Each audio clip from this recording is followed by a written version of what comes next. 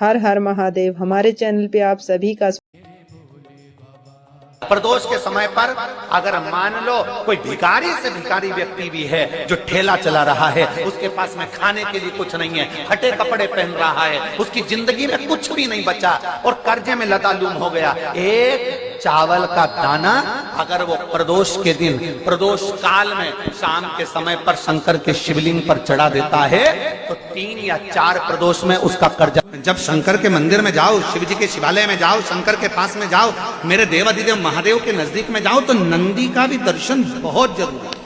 अगर नंदी का दर्शन हो गया तो बहुत अच्छी बात है। नंदी के पास पहुंच भी गए, नहीं भी पहुंचे तो नंदी के नजदीक से अगर निकल कर भी चले गए, अपने हृदय का बात कहते कहते नंदीश्वर से प्रणाम करते हुए कहकर जाए और नंदी के पास बैठकर 2 क्षण बाबा से प्रार्थना जरूर। शमी के वृक्ष के नीचे, बेलपत्री के वृक्ष के नीचे अगर भूल से भी बच्चा, बूढ़ा, कोई व्यक्ति एक पार्थिव शिवलिंग का निर्माण कर लेता है, भूलवश भी उस पर जल समर्पित कर देता है, भूलवश भी उसके भाव से पुष्प या शमीपत्र या बेलपत्र भी चढ़ा देता है, तो वो इस संसार में कहीं ना कहीं सुख भोगता ही है।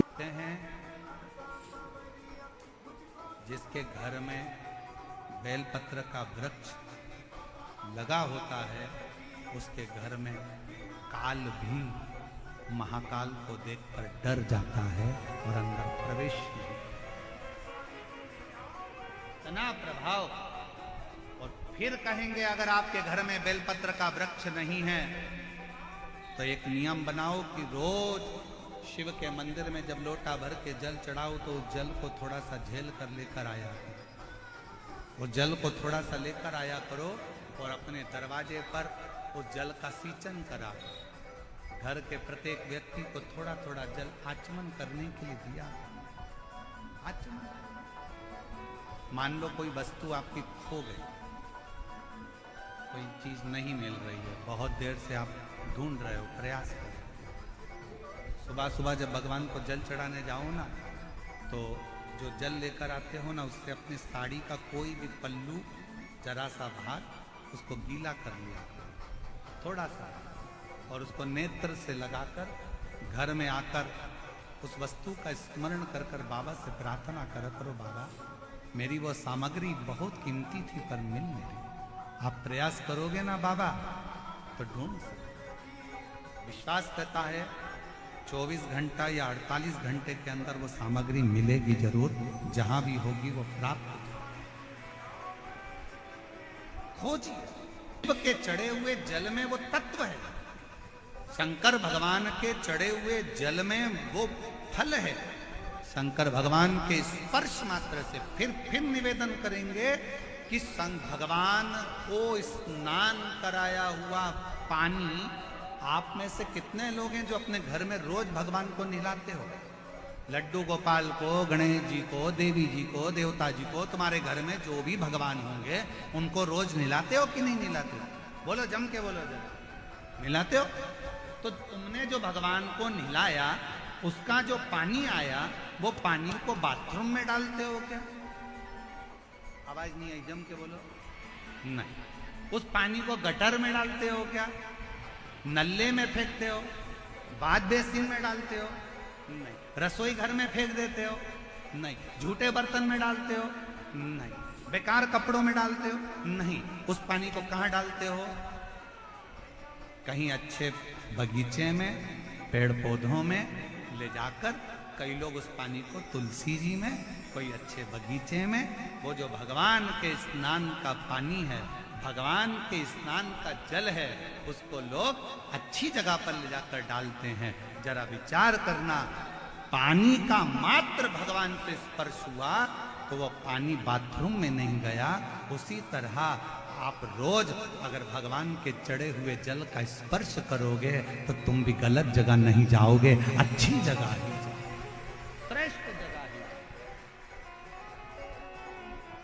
आप गलत जगह नहीं पहुंचो, आप गलत जगह नहीं, श्रेष्ठ जगह आप पहुंचने का प्रयास। यदि मान लो घर में कोई एक व्यक्ति बिगड़ा हुआ है, मदिरा का नशा करता है, गांजा पीता है या गलत गलत व्यसन करता है, तो क्या उसको देखकर सारे घर के लोगों को बिगड़ना चाहिए? क्या करना चाहिए? उसको सुधारने का प्रयास करना चाहिए। उसको थोड़ा सुधारिए। अब वो सुधरेगा कैसे? घर से निकाल दोगे तो क्या सुधर जाएगा? झगड़ा करोगे तो सुधर जाएगा? लड़ लोगे तो सुधर जाएगा? नहीं। उसको सुधारने का सबसे सुंदर तरीका है कि उसको गलत लोगों की संगत में से हटाकर कहीं शिव पुराण में भजने वालों की संगत में बिठाना प्रारंभ कर दीजिए। धीरे धीरे उसको होटल से निकालकर देवालय तक भेजना प्रारंभ कर दीजिए। उसको गलत जगह से हटाकर भगवान की भक्ति की ओर लगाना प्रारंभ कर दीजिए। धीरे धीरे धीरे धीरे वो सब धीरे धीरे सब। और शिव महापुराण में श्रम्भेश्वर बाबा का एक कितना सुंदर वर्णन किया गया कि अगर मान लो कोई व्यक्ति नशे में डूबा रहता है, मदिरा का नशा छोड़ ही नहीं रहा, पूरा प्रयास कर लिया और वो दारू छोड़ने को ही तैयार नहीं, 8 साल 10 साल 15। और शिव महापुराण में श्रम्भेश्वर बाबा का एक कितना सुंदर वर्णन किया गया कि अगर मान लो कोई व्यक्ति नशे में डूबा रहता है, मदिरा का नशा छोड़ ही नहीं रहा, पूरा प्रयास कर लिया और वो दारू छोड़ने को ही तैयार है, 8 साल 10 साल 15 साल 20 साल 25 साल 30 साल निकल गए और वो मदिरा छोड़ ही नहीं रहा। बहुत तकलीफ में, नया लड़का है, अभी शादी हुई, बहू बेचारी रोती है, घर के बच्चे रोते हैं, पर वो मदिरा का नशा छोड़े ही ना।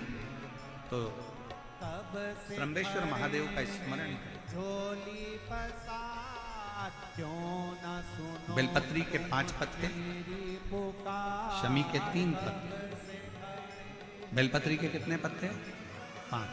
शमी के कितने पत्ते? 3। बेलपत्र के 5 पत्ते, शमी के 3 पत्र और काली मिर्च 5। एक पत्र, शमी पत्र सब साथ में लेकर काली मिर्च के साथ में बाबा देव अधिदेव महादेव को, भगवान शंकर को समर्पित करो। श्रम्भेश्वर महादेव का नाम लीजिए। जम के बोलो, कौन सा महादेव? श्रम्भेश्वर महादेव। आपने कथा में सुना होगा कि शरम्भ पक्षी का रूप मेरे शंकर भगवान ने लिया था। किसके लिए लिया था? नरसिंह भगवान को जो गुस्सा आ रहा था, नरसिंह भगवान जो तोड़ फोड़ कर रहे थे, सारे देवताओं को डर लग रहा था, तब भगवान शंकर ने शरम्भ पक्षी का रूप धारण कर नरसिंह भगवान को अपने पंजे में उठाकर अलकनंदा नदी में ले जाकर डाल दिया। शिव जी ने एक नाम लिया, शंकर जी का एक नाम का उच्चारण हुआ। क्या नाम था? जम के बोलो, श्रम्भेश्वर महादेव। आवाज नहीं आ रही है, जरा दम के बोलो, कौन से महादेव? बोल श्रम्भेश्वर महादेव की। श्रम्भेश्वर महादेव। 5 बेलपत्र, 5 कमल काली मिर्च, 3 शमी पत्र शंकर जी को चढ़ाकर बाबा से श्रम्भेश्वर महादेव का नाम लेकर विनय कर बाबा आपकी कृपा होगी तो जीव नशे से मुक्त जरूर होगा। शंकर, आपकी कथा कहती है कि आप राम नाम की मस्ती में डूबते हो और नशे को त्यागते हो। बाबा, मेरे भी घर में एक व्यक्ति, उसका नाम ये है, ये गोत्र है, वो नशे में डूबा रहता है। बाबा, इसको नशे से बाहर निकालो। झोली पसार कर प्रणाम करो। अपने हाथ की हथेली को, जैसे ये जल बहने वाला जो स्थान है, यहाँ ये पानी जो यहाँ से बहकर आता है, अपने सीधे हाथ की हथेली को यहाँ लगाओ। सीधे हाथ की हथेली को यहाँ लगाकर फिर ये जो जलाधारी है, यहाँ अशोक सुंदरी का स्थान होता है, अपनी हथेली को यहाँ लगाओ। कार्तिकेय गणेश जी का जो स्थान जलाधारी पर होता है, वहाँ हथेली को लगाकर बाबा के शिवलिंग का स्पर्श कर जो चढ़ाई हुई सामग्री है उसको वापस उठा लो और लेकर शमी पत्र मदिरा पीने वाले व्यक्ति के कक्ष में रख दो, और एक बेलपत्र और एक काली मिर्च। जो मदिरा के नशे में लगा रहता है, सुबह के टाइम पर बेलपत्र, शाम के समय पर काली मिर्च किसी भी तरह से उसको खाने में देना प्रारंभ करिए। 15 दिन बाबा का चढ़ा हुआ जल शंभेश्वर महादेव के नाम से दीजिए। ज्यादा से ज्यादा 20 दिन 22 दिन के अंदर वो धीरे धीरे मदिरा छोड़ना प्रारंभ कर देगा। हर हर मदिरा से महादेव। दूर हमारे होगा। चैनल पे आप सभी का स्वागत है।